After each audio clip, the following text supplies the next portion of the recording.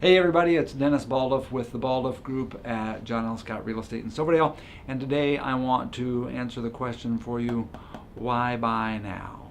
Welcome to 2019. I hope it's a good year for you.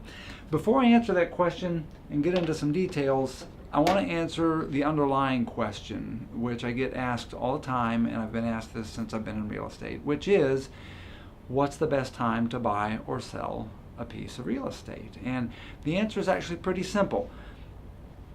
When it's right for you. Your life circumstances are going to dictate whether it's the right time to buy or sell a piece of real estate. When you get to the point when you're considering buying or considering selling, that's when you need information about what's happening in the market so you know how to best position yourself. That's what we're going to do today, is talk about, as a buyer, if you've been considering buying or you considered it and thought maybe it's not the right time because of what you're hearing in the news. I'm going to give you a lot of local information here, Kitsap County specific.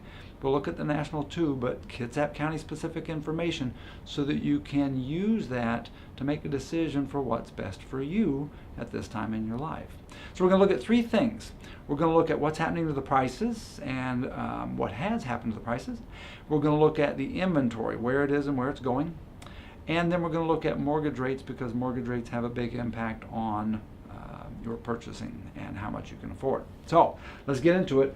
The first thing we want to talk about is prices. So the first graph we're going to look at is prices over the last 3 years. Now this graph is the average price per square foot over the last 3 years. And we do it that way so that it eliminates the variances that you might see if you had more higher price houses selling a couple of months and then more lower price houses selling a couple of months later. So there's price per square foot. And you'll notice there's some up and down. So it goes up in the summer, down in the winter, up in the summer, down in the winter. But the general trend is up. And last year in December, we were at $194 a square foot. This December, we were at $208 a square foot. So a very distinct rise in prices. If you want to eliminate the jaggedness of this graph and sort of get an idea of the general trend, you can look at the 12-month rolling average, which shows a very definite and distinct upward trend in prices. And of course, we've been feeling that. Now, the good news is inventory. So inventory, although it has been going down, and this is, again, 3 years worth of inventory month by month, and you'll see high in the summer, low in the winter, high in the summer, low in the winter. But you'll notice last summer we were slightly higher than the summer before, and this winter we're not quite as low as the winter before. So inventories are starting to turn around. That's going to help with prices. Again, if you want to smooth out the curves, you can look at a 12-month rolling average and you see it's down until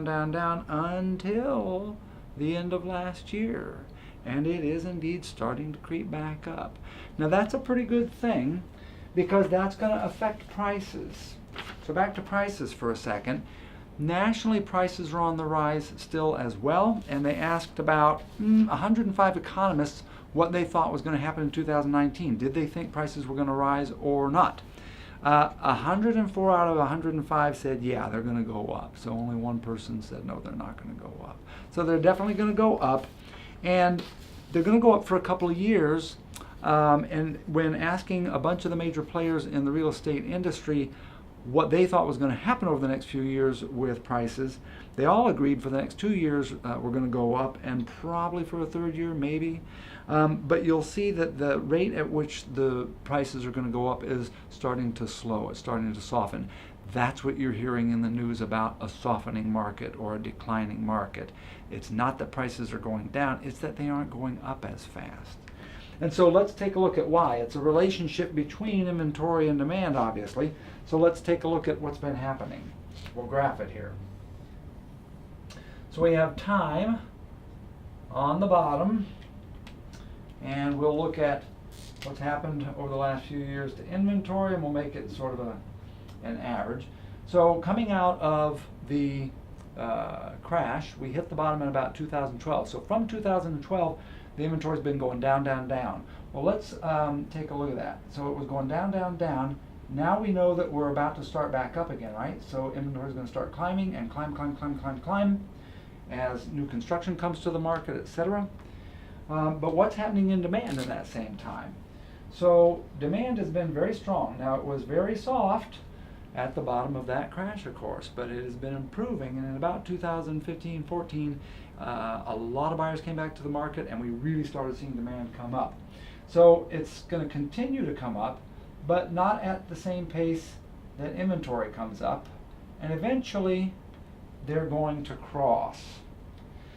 So the difference here represents the strain and represents the pace at which prices are going to go up. So we just passed that point last year. We were at a point where we were seeing the greatest amount of price increase because there was the greatest demand compared to inventory. As inventory continues to come on, it's going to soften the price increases. Eventually, they'll match, and we'll start to see a level market, and then a bit of a declining market a year or two after that. So that's why the slowdown in prices is happening, but prices are still going to appreciate for a while. So in addition to the prices going up and the inventory going up or starting to go up and catch up, we've got one more major factor happening, and it's a very important one, and it's mortgage rates. So if you've been paying attention, you'll know mortgage rates have indeed been going up. They took a pretty big bump up last August, September, but then it's come back down a bit. So, but in general, as it's continued to go up and down, it has indeed climbed. From the bottom, at the bottom of the busted market, where interest rates were 2.5%, 2.75%, we're now up to about 4.25%, 4.5%. The predictions are that we're going to gain about another 0.5% this next year, and probably the same in 2020, maybe in 2021 as well. But interest rates are indeed going to go up. They'll bounce around like they have been, but in general they're going to go up. So the longer you wait, the more interest you're going to end up paying when you finally do buy a house. You say, okay, well, what does that do to me? What does that mean? Well, what it means is if you were buying a $250,000 house, and you bought it at today's interest rate, which in this table it's 4.8%, so we'll work with that, your payment would be $11.31 a month. If you wait a year and it goes up 0.5%, you're going to be paying $14.54, or a difference of $143 per month, or $51,000 over the life of the loan. So that's pretty significant. So you can see the interest rate plays a huge part about how much you pay for the house. Well, it also makes a difference in what you can afford. If you say, okay, well, I don't want my payment to go up. I want my payment to stay the same, so I'll just buy less of a house. Well, how much less of a house do you have to buy then? Well, if you're at 4.5% buying a $300,000 house, you're at about $1,520 a month. In order to maintain that payment at about the same level, if you go up 0.5%, you lose about 5% of your purchasing power. You can no longer buy a $300,000 house. You can only buy a $285,000 house. If you wait a couple years and interest rates are up a full percent, you've lost 10% of your purchasing power. That's on top of the increase in prices. So you're going to end up buying a whole lot less house if you wait, and you'll end up paying more for it. Meanwhile, your rent's probably going to go up. This is rental history over the past couple of decades. It just goes up, up, up. So you're going to be paying more for where you're at. You're not locking in your payment, and you're going to be paying more for your house later. Last but not least, you also want to consider, if you buy your house today, you're building equity. If you bought a $300,000 house today, in 3 years, you will have paid off approximately $15,000 worth of that loan. So now you only owe $285 on it. Not only that, the house has gone up in value because prices are going up. So you've lost all of that equity building potential if you wait. So you've got higher prices, higher interest rates, and a loss on the equity and interest that you could be deducting and so on as well. Those are all good reasons, but it has to be right for you. If buying is something that you've considered and you do think it might be right for you, but you're just not sure because of the market, think about what we just talked about. It is a good time to buy, and it will be for another year or two. At that point, we might have a different discussion. But for now, it's a good time to buy.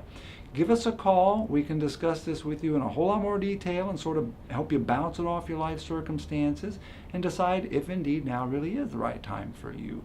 Market-wise, it's great. Whether it's right for you or not, that's up to you, but we can help you bounce this information off of it. Give us a call. Hope you have a great 2019, and looking forward to talking with you.